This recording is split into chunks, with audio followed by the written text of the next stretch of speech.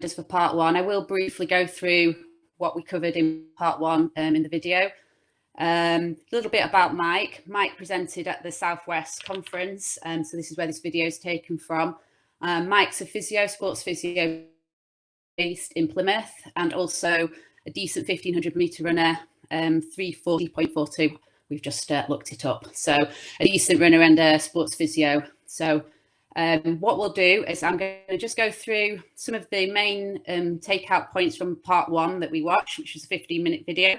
If some of you wasn't there, the second video is also about 15 minutes. So we covered the apps that he preferred to use, which is the Coach's Eye, which is a paid app, and the Huddle app, which is a free app.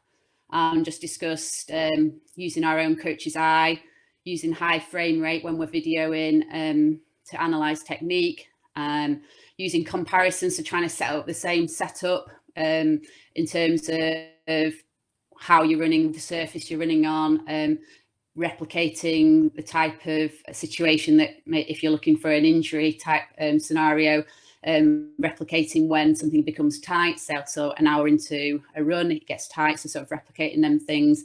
And also saying that you can import these videos from devices such as the GoPro, which some of you may use.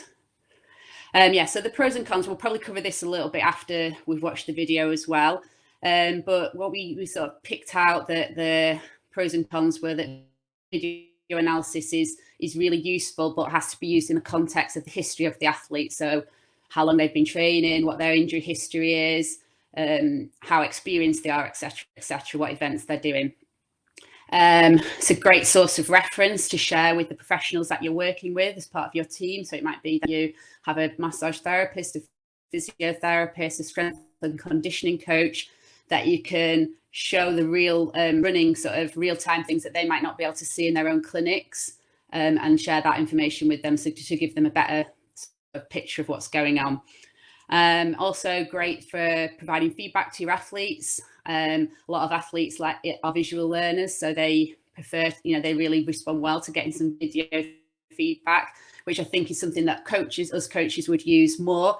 Obviously, Mike's coming at this from a physio perspective, so looking at solving injuries, but we might be looking at it to improve technique, to look at a technique in the gym, for example, improve our drills, that sort of thing.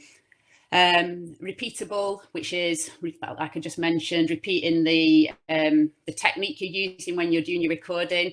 So using the same angles, being able to compare 1 month ago to now, using the same angles, so that you're looking at the same sort of view of the athlete. And also remembering what, talking about what you're trying to achieve from actually doing this filming. Are you doing it just to help the athlete? Are you doing it to try and solve an injury problem, etc., etc.? And it's always very specific to individuals' running form. So you don't always have to change an individual to have a perfect running form. Some very successful athletes have got imperfect running form. So we're just trying to make the athlete, help the athlete be the best athlete that they can be with their skills. And it doesn't always mean that they're doing something wrong. You just have to be the best version of themselves. That's my opinion anyway. So a change of form is not always necessary. So we're going to play the video now. Just a little bit of housekeeping. Make sure if you're having any problems with the sound, just try pressing the volume on your own computer, or if you hover over the YouTube video, you should see a volume thing as well. So if there's any problems with sound, try that. Type in the comments box if there's any issues, and we'll try our best to help you, but we are working from home, so it's not always possible for us to help. But if there are any problems, for example, if the video isn't playing at your end, please type in the comment box as well, so we know what's going on. As the video is playing, feel free to start typing in any questions that you can think of to look at the end. We'll be doing a question answer section at the end. So type away as it's going on, and we'll come to them at the end. So sit back and enjoy. This video is about 15 minutes long.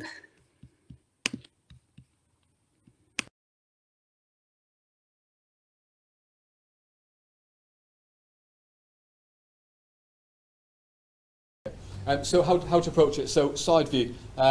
This is, you're probably going to get quite a lot from this. So when you're filming it, try and have a good distance, but you don't want to be so far away that you can't see anything really.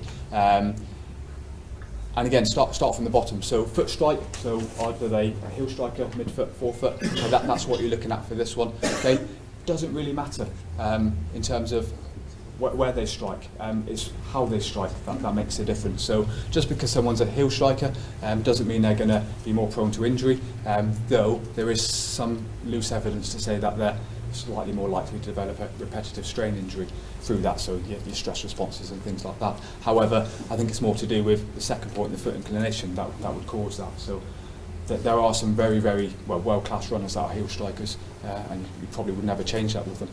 So I wouldn't worry about that too much. It's more about the bigger picture with that, really. Okay, and then we've got this foot inclination angle. So this is the angle where the heel strikes before it hits the floor. So the bigger the angle, the higher the stress load through the knee, through the ankle, through the hip. Okay, so if they're landing, like say in picture A, then you're kind of asking for trouble. So it's going, right, okay, we've got this, because in isolation, I wouldn't worry too much with it, but it's looking at the bigger picture then. Why is that angle so big? Why isn't it a little bit like B? And it could be, there could be overstriding, it could be a weakness, it could be an imbalance. So it's a lot of things to think about there. It could be their tibia angle, which we'll come on to. But it's an easy one to pick up. It's an easy win, really. So if that's the first thing you're looking at from the bottom up approach, then you've got a good idea of what's going on. So then we go on to tibia angle. So this is the angle from the knee down to the floor. So if they're landing, so their lateral ankle bone, so the outer ankle bone is landing in front of the mid knee. Okay, that's classed as being anterior, and we want to discourage that if possible, because you're creating a braking force, because say your body's got an impact, straight a leg, all that strain goes up through the body, okay, and you're also slowing down as well, so you get that braking force as well. So all that's coming up, high chance of medial tibial sort of stress, so your stress fractures, your knee pains, your Achilles problems, that sort of thing.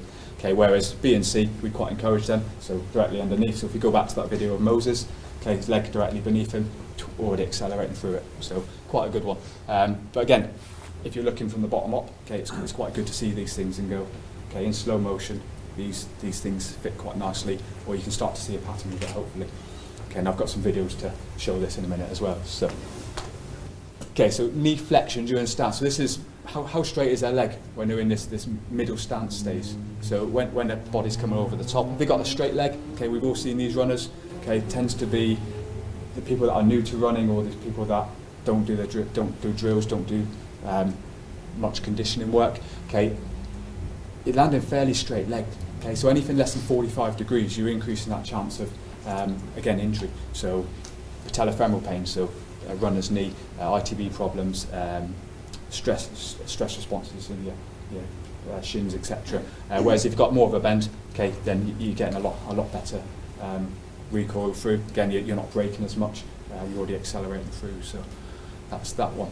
Okay, and then we've got hip extension. So I was chatting with Rob last night about one of his athletes, lands like we were saying at that first one, so that high angle, okay, and really slaps down, okay. But when we're looking at it from a bigger perspective, they're not really extending out the back, so they're cheating. So to get that, they were bringing their leg a lot more forward, they were extending from the lumbar spine, and they were coming quite high off the ground as well. So because they haven't got that extension, that propulsion is more up into the air as opposed to across the ground. So again, it's things to look at and go, okay, what's causing what?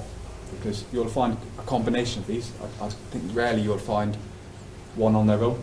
Okay, it tends to be a combination of them. It's trying to break it down and go which one's causing which. So even though I'm listening and going through these individually, don't look at them individually. You need to break it back, just take it back, keep it simple, and go through it in a nice systematic way, really. Okay, and then we've got our trunk lean. So again, we get that sort of jog along quite nicely, but you want a bit of a forward lean with it. Again, like we saw with Moses, I'll keep going back to him, it's pretty good. If you've got a slight forward lean, again, you're accelerating, and it's going to reduce your knee pain as well. So they say with your A-type runners, if you were to give them a 7-degree lean, so just a very slight lean, you'll reduce their chances of developing knee pain. So it's a good one to look at. If you've got someone that's constantly having knee issues, get them to just lean forward slightly, okay, okay, and it's leaning from the ankles, not from the hips, because otherwise you just run like this, okay, and then we've got loads of other problems, and that might help just alleviate some of the problems. There's lots of other things you need to look at it with it, but it's a good go-to point to start. Okay, and then we've got our overstriders. So again, overstriding, big heel striker, so big angle here. Okay, whereas that one again directly below, and that sort of centre of gravity is in a good place then as well. Then we've got our vertical displacement. So this is how much you bounce. Okay, if you watch any of the elite runners, okay, it seems like they glide across the floor. Okay, they're not getting this bounce. They're getting good hip extension, so they're not pulling themselves up. They're propelling themselves across the floor, and that's what you want. You're going to get a little bit of an oscillation. It's impossible not to. But say if you're getting these boundy runners, okay, you need to look at why that's happening. And that's quite, again, same as a heel striking one. It's quite an easy win really. If you watch them from across the other side of the track, saying if they're quite bouncy compared to other people, then why is that happening? Okay, so again, this was imported into the huddle app. I was trying to do bad form, honest, coach. Landing underneath pretty well, okay, but I've not got the best extension, because if you look in this area here, okay, and again it's hard, I've got a baggy top on, okay, I've got a lot of lumbar extension going on here just to compensate for the lack of hip extension, okay, and then when I'm landing, slightly overreaching, and I'm landing on the outside of my foot. I've got some better videos later on if we've got time, but to compensate for that lack of hip extension, because I land forefoot, okay, so I'm rotating my foot outwards as I land, so landing over that sort of little toe and then rolling inwards. So there were some people with big heel strikers, if they're overstriding, some will just turn their foot outwards slightly and land and roll in. So again, it's another thing to look at with the different foot striking patterns that could sort of give you an indicator if they're overstriding.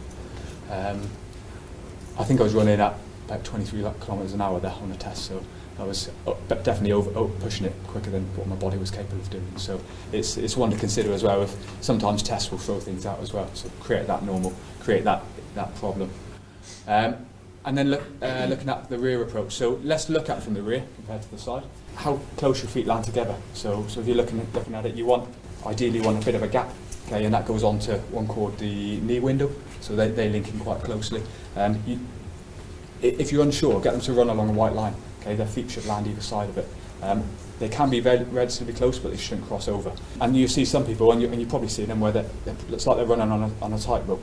And that's a sort of big indicator that there's probably some strength and conditioning that can be done just to try and alleviate that, because say you're putting a lot of strain with adductors and perhaps like glutes that we need to be sort of focusing on to stop that change. Because if you're coming across, okay, you've got to counteract somewhere else just to correct that position. So ideally, everything should be nice, straight, simple. Okay, then you've got a heel reversion, so your pronation. Okay, so we've all got our pronators, we've all got our shoes that correct that. It's important, not just much by how much you sort of go across, but it's the speed at what you go across. Okay, so some people will really pronate inwards and they'll stop at neutral. That's fine. I'm not happy with that. That's what most trainers, most orthotics are designed to do. But some people will whip in really quickly. Okay, and all that's going to do is take your leg inwards, and you're going to have to counteract with somewhere else. So it has that kinetic effect up your body, which is really hard to control sometimes. It's foot progression angle. So we're looking at the left-hand foot with this one. So this is during mid-stance, so when all your weight's on that left-hand leg. Okay, you're looking at how many toes can you see on the outside effectively. So this is normal, so number 8 is normal. You'd expect a little bit of that external rotation, so that foot outwards slightly. So we don't want everything through normal, you can't push your big toe then. So if you turn slightly outwards, okay, you're going to get that good propulsion through. Whereas B and C, okay, they're the most common ones you'll see, and these toes turn inwards a little bit, so you'll see them as they're pushing off. They're using the low gears, so your big toe would be classed as a big gear, so a big lever, and your little toe would be classed as a small lever. So straight away you're losing a lot of propulsion. So if they're turning in, okay, so if you can get them to run through their big toe effectively, okay, you're going to create a lot more energy efficiency as well. So a good one to look at, generally linked to adductor issues. Okay, and then you've got this heel whip. If you're whipping inwards, then it tends to be, again, adductors. If you're whipping outwards, that's your foot going from toe off towards this phase here, okay, and your foot's turning outwards, and that's more to do with sort of your glutes and your sort of hips as well. So you're looking at a stability or a weakness issue really. Okay, and then we've got our knee window. So again, we talked about that base of support. Okay, so if you've got a small base of support, you're going to close this window. okay, and then you've got to counteract with your torso, your shoulders, your hips, to open that window back up. And then we've got a pelvic drop. Again, we see plenty of these people out there. I'm one of them, was one of them, and again, it's that counteraction really. So everything links in quite nicely. Hopefully, you can see from that we'll get this guy going while I talk. They should all link together. So if you're finding one problem, there's normally a few knock-on things as well. So it's trying to break it down as you go. But you can see that heel whip comes in. So you see his toes are turning inwards. Okay, and when he lands as well, he lands with his toes turned in as well. He's got to take down his adductors as well. So he's having a lot of issues with that. Also drops his right hip when he's running, and you can see how much of a lean he's got with his body as well. Perfect timing. There we go. And he's doing that just to counteract it. So he's overstriding with his right, so then he's having to hitch to the side to bring himself back forward. So trying to break it down as you're going, but if you're seeing these sorts of problems, okay, bring someone else involved with it. Unless you've got a good experience of going, oh, I can correct this, I can correct that, then use other people around you to get that, to help you sort of develop that athlete. Because I say you can change one simple thing, it can like alleviate all of that. So it's good to use those people around you really. Okay, so common injuries. So basically listed any injury that a runner will get. All of these here you can link to a muscle imbalance generally, or poor footwear, or a change in running, or a poor running technique. So think about what your athlete's done. You've got your training peaks, you've got your athlete history. So use those things to work out what's going on. Do they constantly have the same problem? Are they constantly getting plantar fasciitis? Or what's changed? Have they got these new fancy minimalist trainers?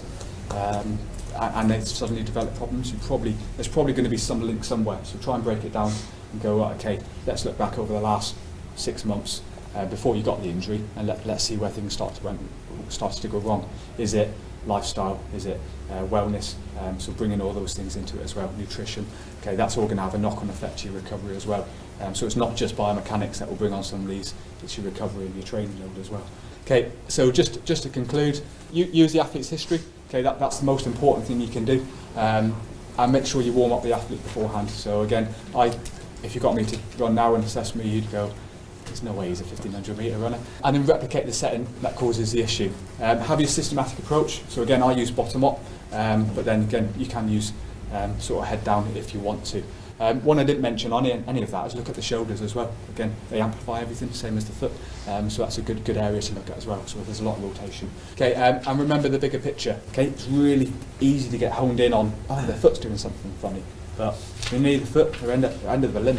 Okay, they're probably showing something else. So again, get someone else on board, break it down, use your physios, use your sports therapists, use your strength and conditioning coaches, and you'll see a lot more then as well. But like I say, that video analysis is a good way of going, I know something's wrong, let's break it down a little bit. And everyone's normal is different, so how I run to how everyone else in here runs is different. So that norm for that individual needs to be taken into consideration. You've got all these textbooks with this perfect running styling. I don't know anyone that ever runs like that. As long as that athlete's symmetrical, so nice and balanced from one side to the other, front to back, then generally they're going to be sort of problem free. There's always going to be areas you can work on, okay, but if they're doing well, they're progressing well, if it's not broke, don't fix it. Use professionals, like I say, and share your experiences. So share, especially with this video technology, is share what you've got. Get the athlete's consent before you share the videos. You don't have to use it just for running. You can use it for weights, for drills. So this is me trying to squat. You can use fancy lines and look at position of the bar. Obviously you want it to go straight forward. I'd like to say I had a perfect technique, but already the bar's shifted forward. So you can see squats reasonably well until he gets to a point, and the bar reasonably well, slightly forward. But it's not too bad. But again, just a demonstration that you can use it for other things as well. Use it for your drills, use it for your weights, just to make sure you're getting a good pattern really. Because practice doesn't make perfect. Perfect practice makes perfect.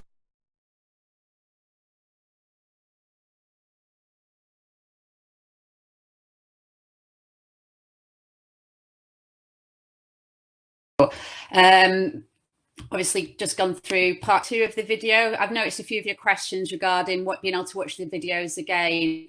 All the webinars are going to be on the Athletics Hub, and also I think some of the videos will be there without having to go through watching the webinar again. So I think this one will be under video analysis part 2. And the first one is video analysis part 1. So I hope that helps you find it again after. So you just need to, I think the webinars will be up probably a week after they've been broadcast live. So you should be able to find them within a week. So yeah, just going through some of the pointers that he brought out in the video. If you're using the video analysis approach, what we're looking for, so either a side or a back view, looking at the foot contact and the angle of the foot at the contact, as well as the tibia angle. Now, this is obviously from a physio point of view. From a coaching eye, we might be using video analysis for many other things. It might just be just to look at the style. It might be that the athlete isn't injured and we're just trying to show a difference from when we first met them and they hadn't done a drill, and then they've learned some drills and they've been doing them for a few months, and then we're going to video them again and just sort of seeing how they've improved, how their running technique has improved by doing that sort of thing. Other things that he mentioned is obviously the position of your body, so the knee flexion and stance, how your knee is when you're landing, and your hip extension as you're going to pull your leg through. The trunk lean, which I thought was a really interesting point that he made about the slight forward lean, the 7% forward lean can take away some of that strain onto the knees. So just even just looking at that, you do see some athletes just with your own coaching eye, just sort of, you can make that slight little comment to them about changing their body position and make a massive difference. And a way of helping them understand that would be to video them and help them analyze their own performance. Overstriding as well, and the vertical displacement of mass. So if you're going up and down too much rather than sort of just gliding forwards. And sound of the foot contact. Now, that's something I would say as a coach, you listen for quite a lot, especially during drills. I remember my first coach, Jeremy Harries, was big on this when I was a young athlete.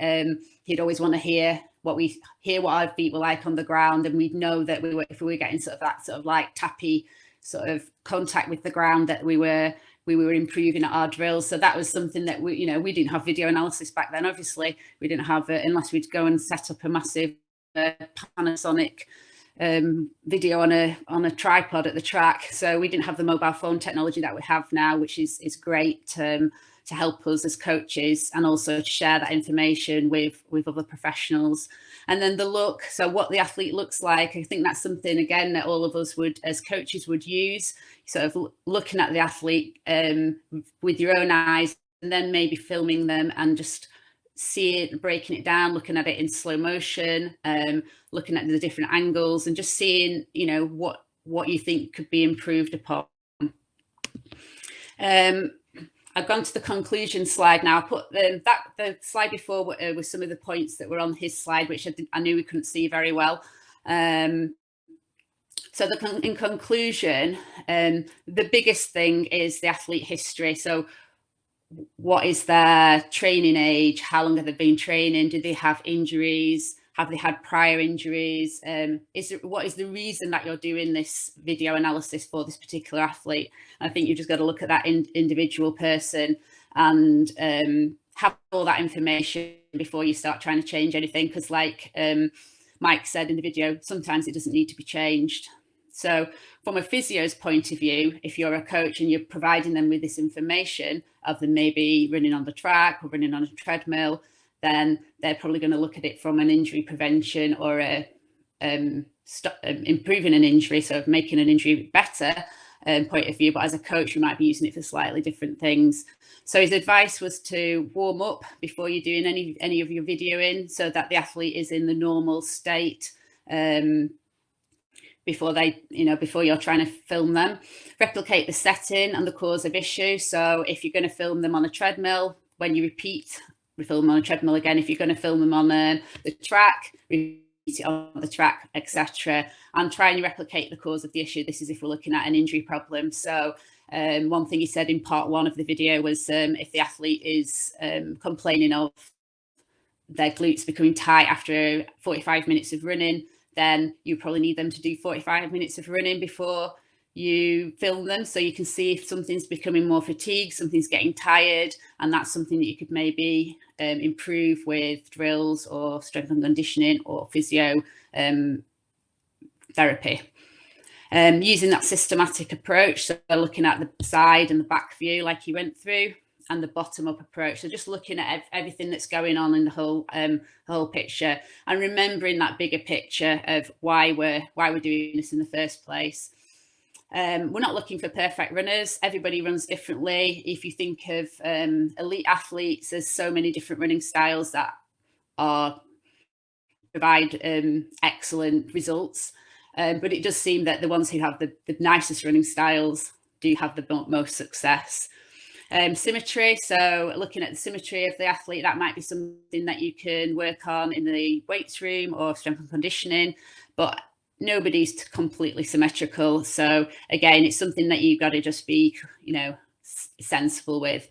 Use of professionals. So this is something I would definitely recommend, having that relationship with a physiotherapist, a strength and conditioning coach, even if they can't be there at all the sessions. If there is an athlete that's having a few issues, it's great to get that sort of relationship where you can have somebody else's eye who has very specific knowledge to help you out in that area, and sharing that problem and just getting a few more people involved, a few heads to sort of try and solve a problem.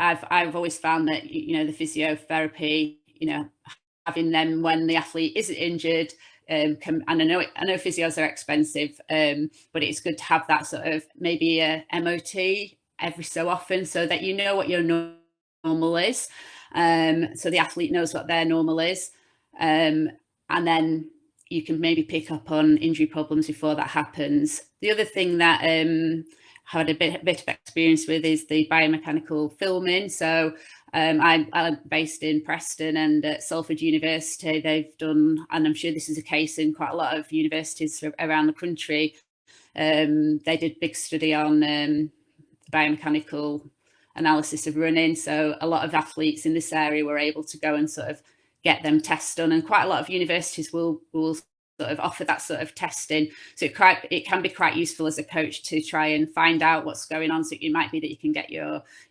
treadmill test, that sort of thing, or a sort of biomechanical type analysis with students who are doing the physiotherapy degree. So that's just a little tip from me. Mark, I'm going to go to the questions now. So if you want to start putting them on the screen. So just bear with us while we get the questions on the screen. It does take a little while for them to come on. So if I go quiet, that's why.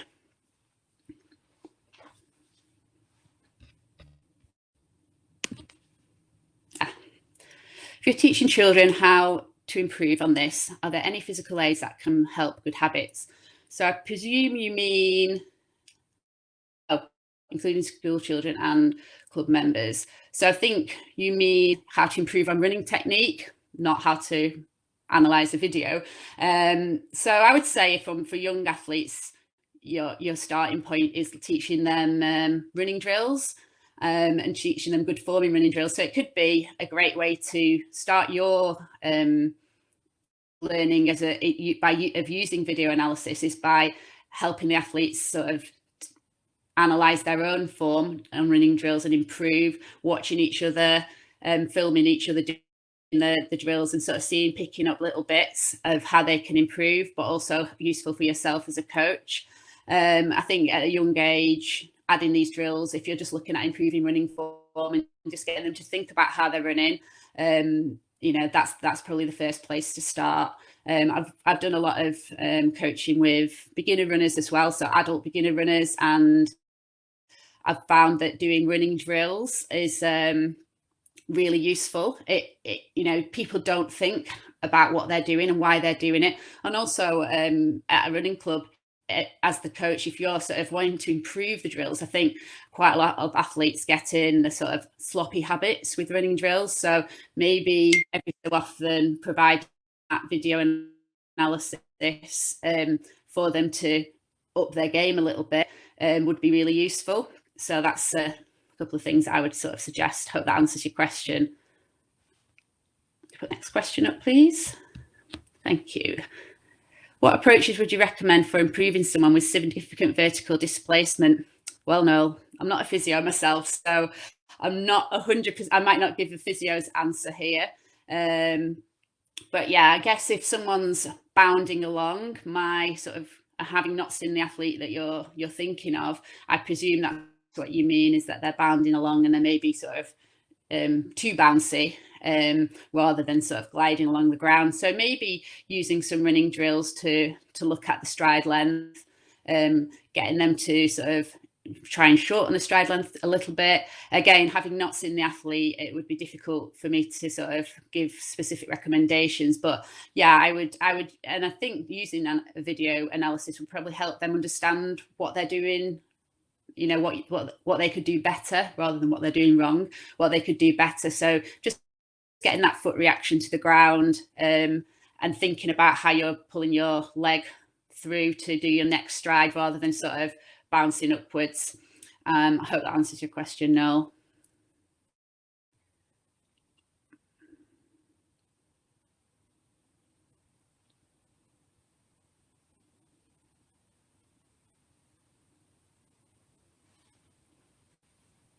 Just waiting for the next question, Mark.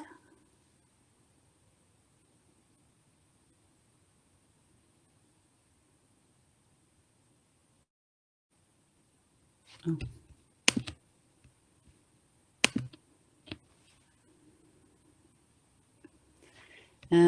Not sure if there's any more questions there. Thank you, Mark. So bear with us with our webinar skills. So are there any specific drills on the site for things like stride length and symmetry? So yeah, if you go onto the Athletics Hub, there may be some specific ones on there now, and if not, they're certainly going to be on in the next few weeks as we're doing these webinars. More and more content is going to be put on the Athletics Hub website. If not, it's something we can certainly look at doing a webinar on in the future. So I will, we're planning future ones as we speak. So we could definitely do one on specific drills. So that's something we can definitely look into. Fiona, thanks for your question.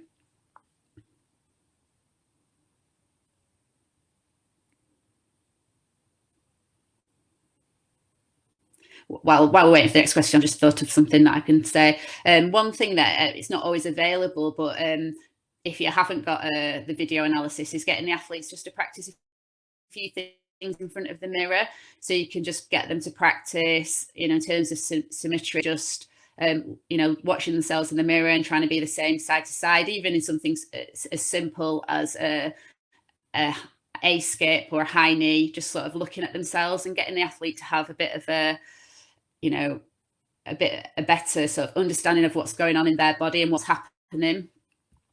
So I hope that answers your question. Is there any more questions, Mark?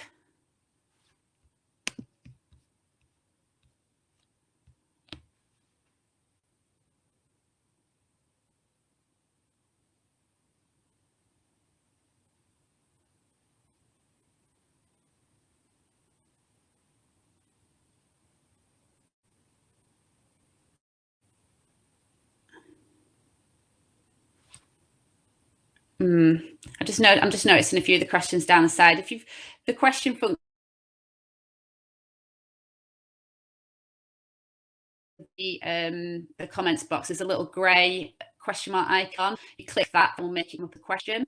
If you're using the red message icon, that comes up as a comment. Okay. Any recommendations in addition to flexibility work for improving hip extension? Yeah, I definitely look at doing some mobility. If you look at, we did a brilliant webinar last week with Dane Mitchell and Andy Drake. Dane's the S&C coach at Leeds Beckett, and that would be a run I'd definitely go back to watch, talking a lot about mobility and strengthening, etc., especially for endurance athletes. So that's something I would definitely recommend that you look at. I'm trying to think. So yeah, in terms of mobility, I think just getting the athletes to, you know, regularly improve, you know, do sort of leg swings, hip circles, that sort of thing, as part of their warm up. That's definitely, you know, something I recommend. And if it's something that they're particularly struggling with, having some sort of soft tissue and physio input would probably really help. Hope that answers your question, Siobhan.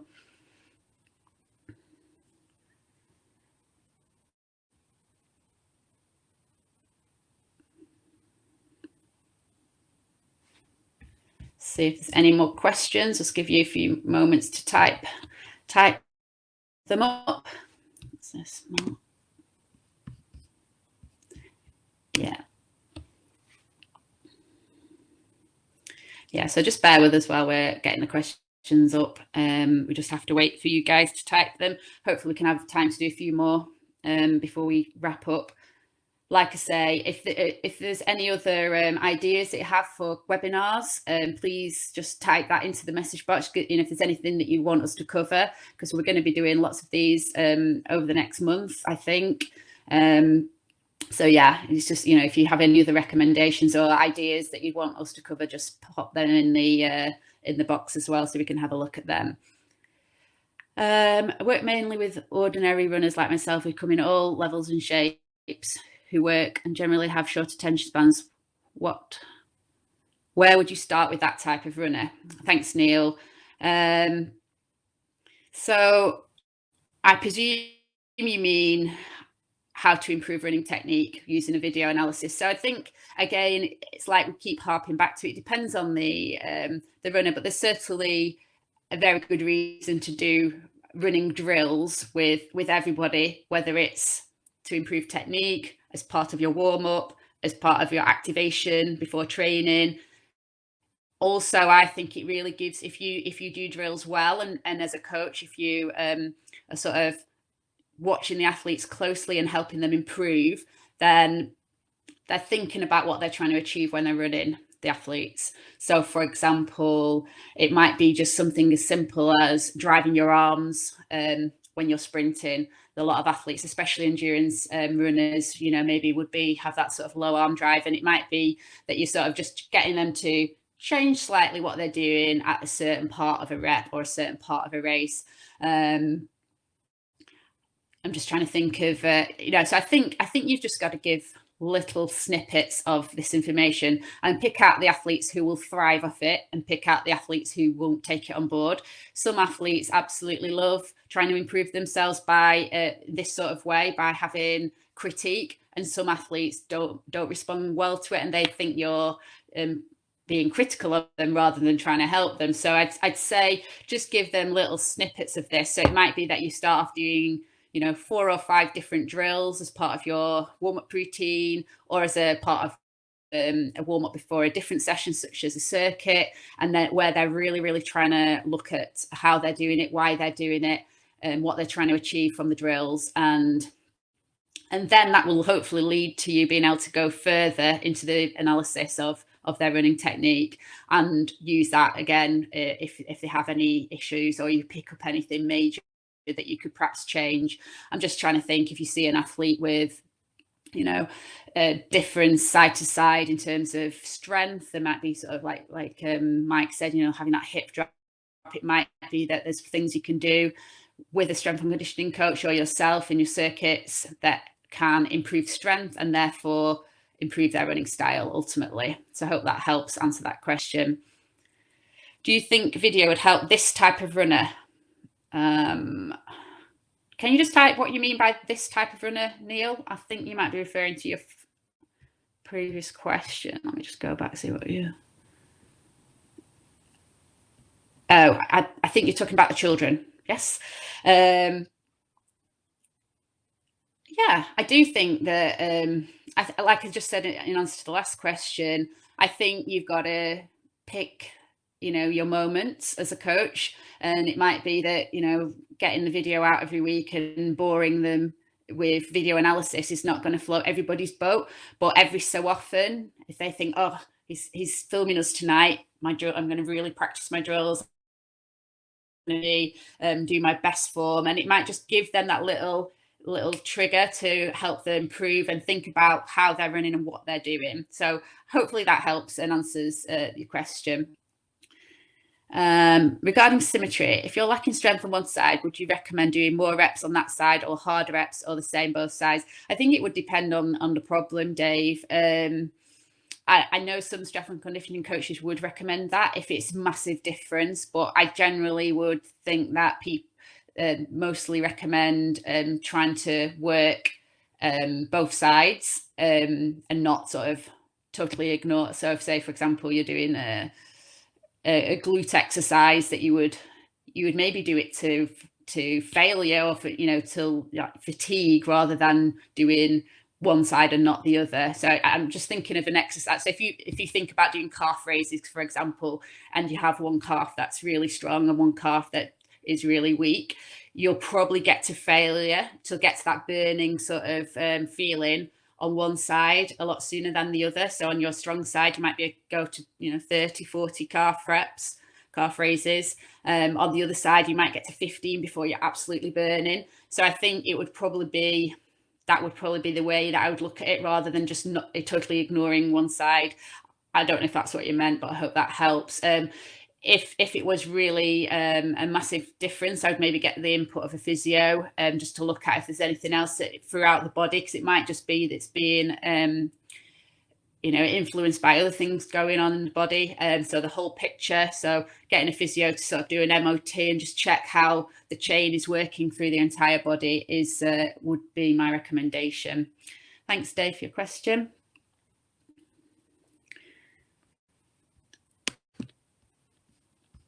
I think that might be the last question. Mark, have you just typed me a message if there's any more questions? And if not, I will finish off.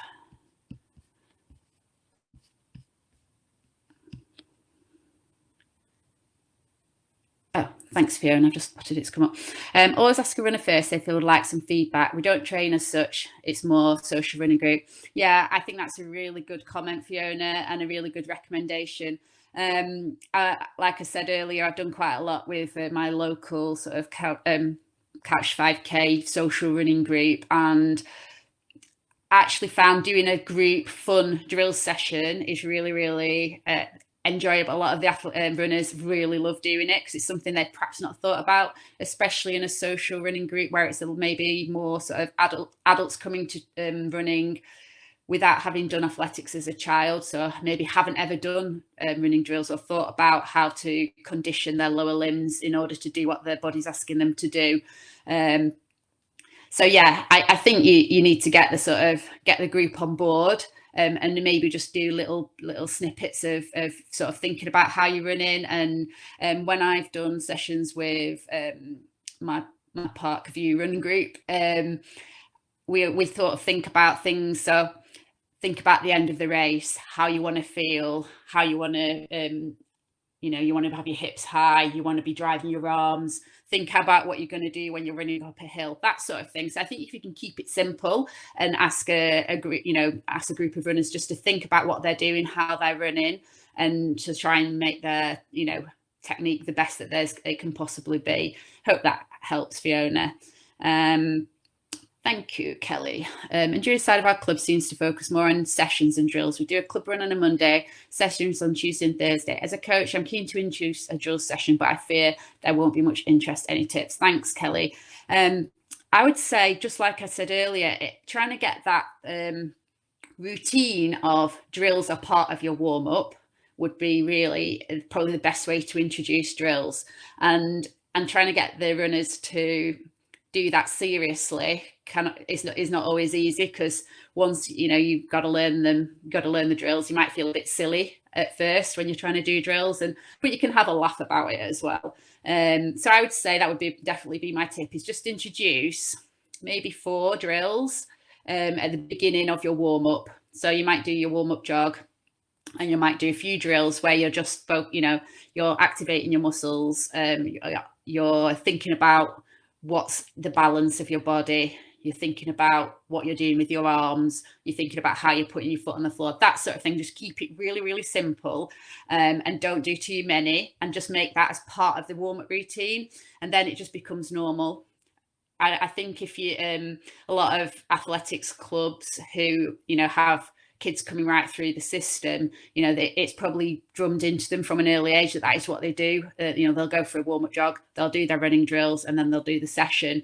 So if you can sort of emphasize that this is going to make you run a better session, being warmed up correctly and having your muscles activated, ready to do the session that's been set, then you're going to do a better session, and ultimately you're going to have better value from what you're doing. So I think that would be my main tip, Kelly. Hope that answers your question. Thanks.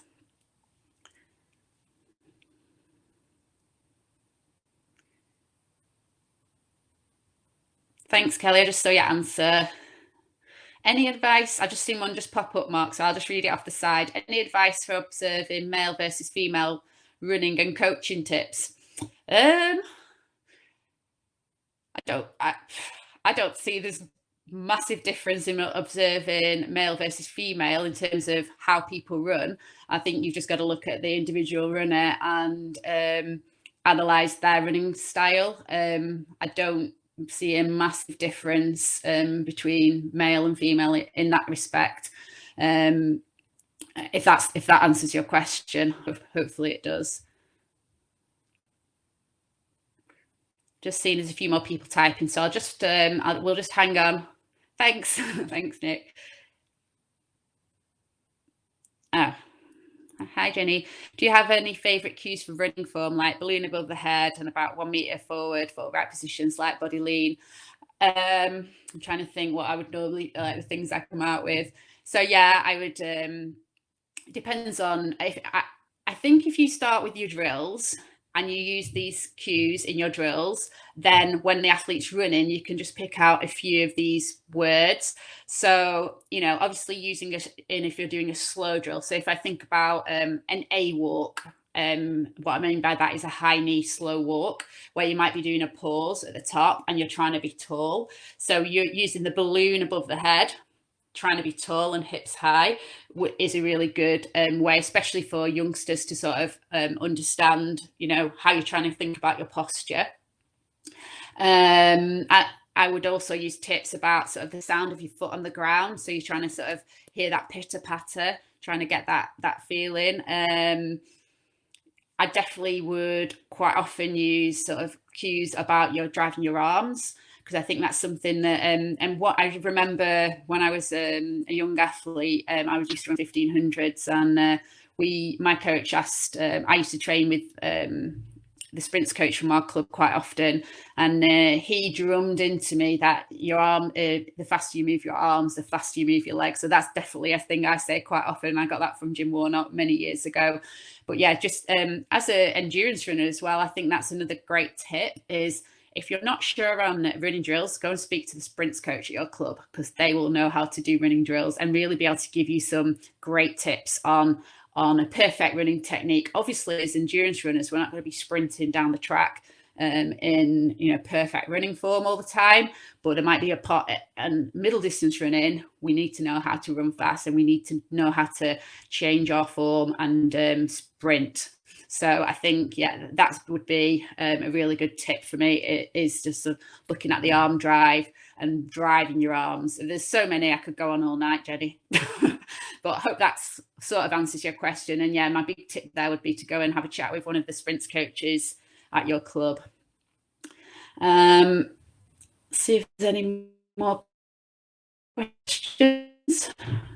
We've not got long left. Due to COVID-19, our high school team missed out on a range of training, racing, tests, physical and psychological benefits that come from training. I'm not sure what your question is there. I think it might just be many runners say what you got. They've got my voice in the head when running uphill, and also say using arms and keep your head up. Brilliant, Fiona. I think you're quite like me. Yeah, I think that's something that, you can always think of, especially if you're running, road race or a cross country where there's a hill involved, having that sort of form that you've practiced. And doing hill reps as well is a really good way to sort of think about running form. So if we're doing hill reps, which my group would do quite regular as endurance training, I definitely would get them to think about their running technique, because you can really focus on it on a hill, really driving your arms and thinking about your body position, keeping your head up, etc., etc. I hope that answers your question. What would you recommend on things to focus on throughout the long period of no racing? Thanks, Christopher. Yeah, it's something us coaches have been racking our brains on, I'm sure. And I think what we've got to do is try and keep a little bit of everything in as much as we can. So setting, as long as the athletes are comfortable with certain exercises, setting certain exercises to do at home, whether it's a body weight circuit or a mobility routine, and making sure that they're confident in the exercise. A lot of coaches have been using sort of FaceTime video, that sort of thing, to sort of make sure the athletes are doing the technique correctly. But of course, this is something you'd have to have permission for if your athletes were young. I hope that answers your question. I'm just seeing another question pop up. As a long-time athlete, did you use video in your training? If so, at what point? Thanks, Dan. So when I first started competing as a sort of international athlete, I don't suppose we really had much video analysis available, certainly not at club level. But I would say I started off, if people don't know anything about my background, started off as a 1500 meter runner, and then I started doing steeplechase at the age of 32. So using video for that was really useful for me, just to try and get in my head what I was trying to achieve, having never hurdled at all before the age of 32. So that was definitely a point I used it at. And also I'd say I've used it just to try and learn technique in the gym. So that's something that's really helped me, either, filming myself to try and get a technique correct, and then looking at it and then thinking, okay, I know what you're telling me now, because I found that as an athlete and certainly a visual learner. And a lot of athletes seem to be the same. So just seeing themselves back, this is what I'm asking you to do, and they'll go back and do it straight away. I think that really, really helps. So I'd say, yeah, towards the end of my career, probably used it a little bit more than at the beginning, if that answers your question, Dan. Thank you. Oh, that's it. That's gone quick. Thank you very much, guys, for all your brilliant questions. Hopefully it answered them. If it didn't answer them to the best what you expected, then we can maybe try and do more webinars in the future with answering other questions in more depth. Obviously, we've got to try and keep it on topic as much as we can. But thanks so much for coming along tonight, and I'll see you next time. Keep looking on the Athletics Hub for more webinars. There's going to be some most nights of the week, so just keep joining us, and we'll